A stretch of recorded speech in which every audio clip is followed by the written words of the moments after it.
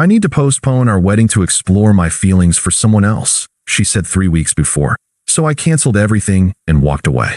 Now she's divorced, destitute, and begging at my doorstep while I thrive with someone new.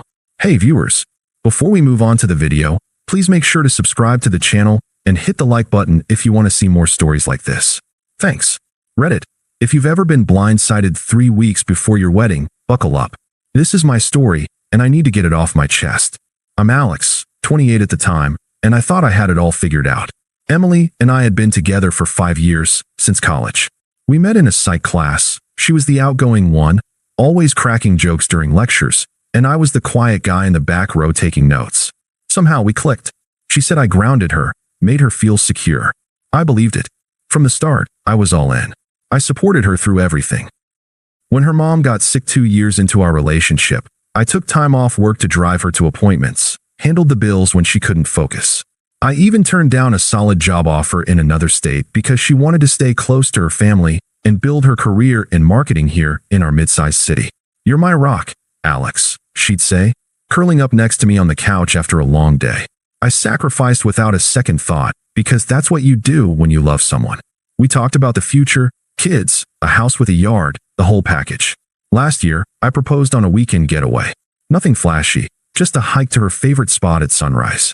She said yes, tears in her eyes, and we started planning the wedding. It was set for a beautiful outdoor venue, guest list of about 100, everything paid for mostly out of my savings since her job was still ramping up.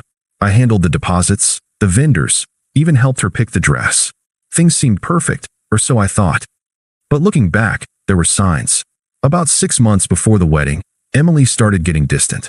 She'd stay late at work, claiming team building with her colleagues.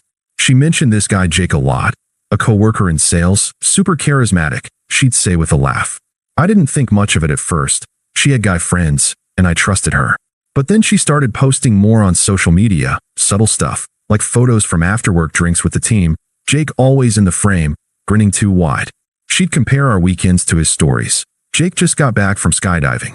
We should do something adventurous like that. I'd nod, suggest a trip, but she'd brush it off. It stung, but I chalked it up to wedding stress. Then, 3 weeks before the big day, it all came crashing down. We were at home, having what I thought was a normal dinner. Pasta I'd cooked, her favorite. She was picking at her food, scrolling her phone.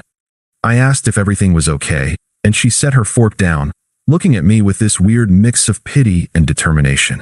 Alex, we need to talk, she said, her voice steady, like she'd rehearsed it. I think we should postpone the wedding. I froze, fork halfway to my mouth. Postpone? Why? What's going on? She sighed, leaning back in her chair, arms crossed. I've been feeling drawn to someone else. Jake, from work. It's not like I've done anything physical yet, but these feelings are strong. I need space to explore them. It's not fair to you or me to rush into marriage without knowing for sure. Her words hit like a sucker punch, but she said them so casually, like she was discussing rescheduling a dentist appointment. Explore your feelings? Emily, we're 3 weeks out. Invitations are sent. Everything's booked. What about us? What about the last 5 years? She rolled her eyes a little, that smug edge creeping in. Don't make this dramatic, Alex. This is about my growth.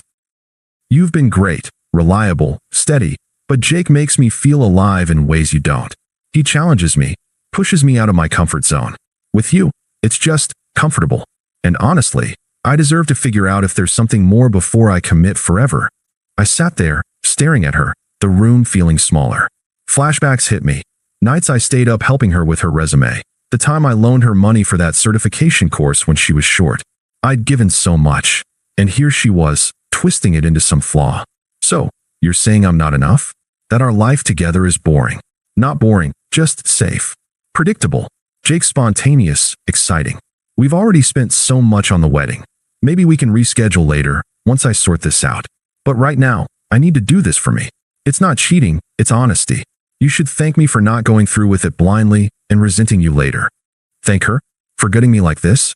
Her logic was so twisted, making it sound like she was the hero for confessing. She sat there, expectant, like I was supposed to nod and agree. But something in me shifted. I wouldn't beg or yell. I'd seen enough of those stories, guys pleading, only to get dragged through more humiliation. No, if she wanted out, she'd get it. Okay, I said finally, my voice even. If that's what you need. She blinked, surprised. Really? You're not going to fight me on this. What's there to fight? You've made your choice. I stood up, cleared the plates, and started washing them like nothing happened. Inside, I was reeling, the confusion, the unfairness of it all, but I kept it locked down. That night, she packed a bag and left for a friend's place. I didn't ask questions. The next morning, I called the venue, the caterer, the florist, canceled everything. Some deposits were lost, but I ate the cost. I notified our families and friends with a simple message. The wedding's off. Emily and I are going our separate ways.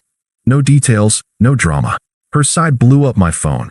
Her mom demanding explanations, her sister calling me cold for not trying harder. I ignored them. I packed my things from our shared apartment that weekend. No confrontation, no last words. I left my key on the counter and walked out. Detached. Disappeared from her life, just like that. But the silence after? That was the hardest part. The empty days where the betrayal sank in, replaying her words, wondering how I missed it. It felt so undeserved, like I'd been a placeholder all along. I moved into a small place across town, threw myself into work. I was a project manager at a tech firm, and I started taking on extra hours, even applied for a promotion I'd passed on before.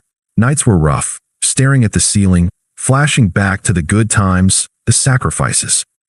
Like the time I skipped a family reunion to help her through a work crisis, or how I planned our honeymoon around her dream destinations. It all felt wasted now. The confusion gnawed at me. How could someone flip so suddenly? Was I really that predictable? But I didn't reach out. No drunk texts, no social media stalking. I blocked her everywhere, focused on rebuilding. Joined a gym, picked up hiking again, solo trips to clear my head. Therapy helped too, though I won't pretend it was instant. It took weeks of sitting with the pain, the silence echoing her dismissal. You should thank me. Yeah, right. The unfairness burned, but I let it fuel me instead of breaking me. Months passed like that, me grinding her. Well, I try not to think about her. But word trickled in through mutual friends. At first, it was glowing. Emily and Jake were official, posting couple pics from spontaneous road trips, her captions all about living my best life. It twisted the knife, but I stayed silent. Then, cracks showed. A friend mentioned Jake was intense, arguments in public, him blowing up over small things. Turns out, he wasn't just charismatic, he was controlling. Pushed her to quit her job for a joint venture that was really his scheme, draining her savings. And the excitement? It was a facade. He had side flings, cheated openly once they moved in together. Emily rushed into marrying him. Some quick courthouse things 6 months after leaving me, like she was proving a point. But karma doesn't play favorites. The marriage imploded fast. Jake got abusive, verbal at first, then worse. He isolated her from friends, spent what was left of her money on his business ideas that went nowhere. When she confronted him about the cheating, he bailed, leaving her with nothing but debt and an eviction notice. Her reputation tanked too. Workplace drama from the affair got her blacklisted in our industry circles. Mutual friends started distancing themselves once the full story emerged. We saw how she treated you, Alex. She's toxic. I heard bits and pieces, her spiraling, alone in a crappy apartment, job hunting desperately. It was ironic, watching from afar as her growth led straight to ruin. But I didn't gloat. I just kept building. Landed that promotion, started dating casually, met people who actually valued stability. My internal voice shifted from why me to that was a bullet dodged. The betrayal still stung in quiet moments, but it didn't define me anymore. I was free, clearer than ever. It started small, about a year after the split. I'd just gotten settled into my new routine, promotion locked in, a nicer apartment, even started seeing someone casually. Life was moving forward, and Emily was a fading memory. Then, one evening, my phone buzzed with a text from an unknown number. I almost ignored it, but curiosity won. Alex, it's Emily. I got a new number. Can we talk? I miss you. I stared at the screen, the words pulling me back to that dinner table. Miss me? After exploring her feelings, I didn't respond. Blocked it. But that was just the beginning. A few days later, another text from her old work email, of all things. Hey, I know I hurt you, but things with Jake, they didn't work out. He wasn't who I thought he was. Abusive, controlling. I left him, got divorced last month. It's been hell. Remember how good we were. I made a huge mistake. Please, let's meet up. Coffee. For old time's sake. Divorced. So that's how it went. She'd rushed into marriage with him, probably to make it all seem legitimate. But now, begging. Her tone was pleading, laced with that same self-focus. Her mistake, her hell. No real apology for the pain she caused me. I typed back a single line. Not interested. Take care. Then blocked the email too. She didn't stop. Calls started coming from friends' numbers, our mutual circle, or what was left of it.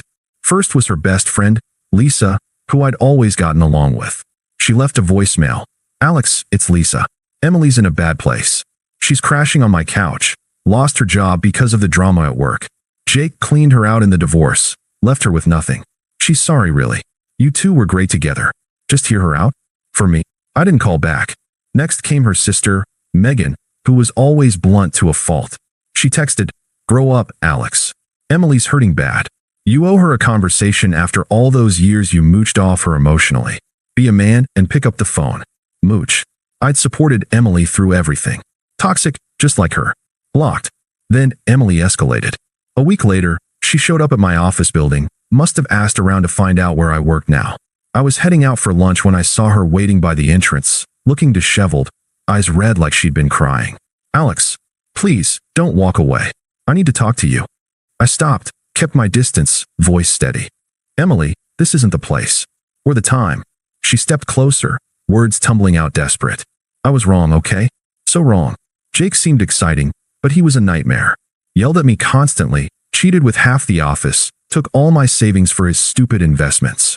I'm broke, Alex, living in a motel now, applying for jobs, but no one's hiring after the rumors. My friends are done with me. Even mom thinks I screwed up. But you were always there. Stable. I need that now. We can start over. Postpone was stupid. I want the wedding back, the life we planned. Her hypocrisy hit hard. Now stability was a virtue? After mocking it as predictable, she reached for my arm, but I stepped back. "Emily, that life doesn't exist anymore. You chose to explore elsewhere. I'm done." Her face twisted, the desperation flipping to anger. "Done? Just like that?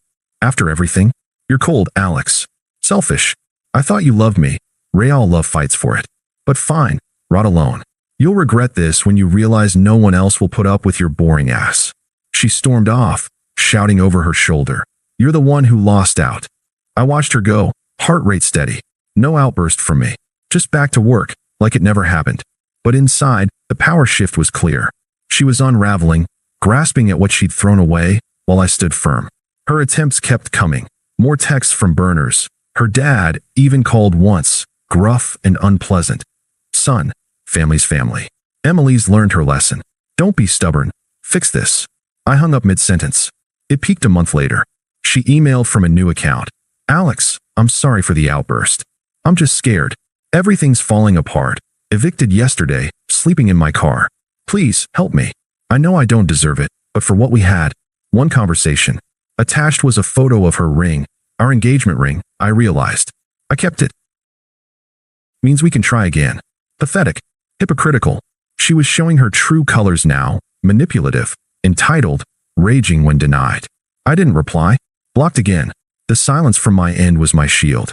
I'd sat with the betrayal long enough. Her desperation didn't pull me back. It just confirmed I'd dodged a lifetime of this. By then, I'd met Sarah. We connected at a hiking group. Nothing forced. Just easy conversations turning into dates. She was kind, ambitious, valued the same things. Loyalty, growth without the drama. For the first time, I felt truly seen, not like a safe backup. Life was good. New friends, travel plans, even thinking about buying a place. Emily's chaos. Irrelevant noise. Then came the final nail. Our mutual friend Tom's wedding. Ironic, since it was the same venue we'd booked originally. I RSVP'd yes, brought Sarah as my +1. Didn't think about Emily until I spotted her across the lawn during the ceremony. A last-minute invite through her lingering ties to the group. She looked rough, thinner, forced smile, solo. Our eyes met. She beelined for me during the reception. "Alex," she whispered, pulling me aside near the bar. Seeing this, it kills me. We could have had this. Jake's gone for good. Divorced me, left me destitute. No job, no home. Friends ghosting because they know what I did to you. I realize now what I lost. Take me back? Please. I'll change. You were my everything. Her voice cracked, eyes pleading, but it was all about her loss, her realization. No acknowledgement of my pain, just desperation cloaked in regret. Sarah was chatting nearby, oblivious for now. I looked at her, calm, detached. Emily, that chapter's closed. I've moved on, better job, new city vibes, and someone who actually sees my worth. I nodded towards Sarah. Meet her later if you want, but this? Us. It's over. You wanted growth. I found mine without you. You're not part of my peace anymore. She recoiled, face paling. But I need you. How can you be so indifferent? After 5 years. Easy, I said firmly. You taught me to prioritize myself. Thanks for that lesson. Now enjoy the party. I walked away, joining Sarah, who slipped her hand in mine. Emily stood there, alone amid the celebration, her failure on full display. Whispers from guests who'd heard the stories, her isolation stark against the joy around us. She didn't follow. Last I heard, she slunk out early. No more texts after that. Karma delivered, ironic and complete. Reddit, if you're reading this, trust the process. Walk away with dignity. The rest sorts itself. Thanks for watching. Make sure to subscribe to the channel and hit the like button. What do you think about this story? Share it in the comments.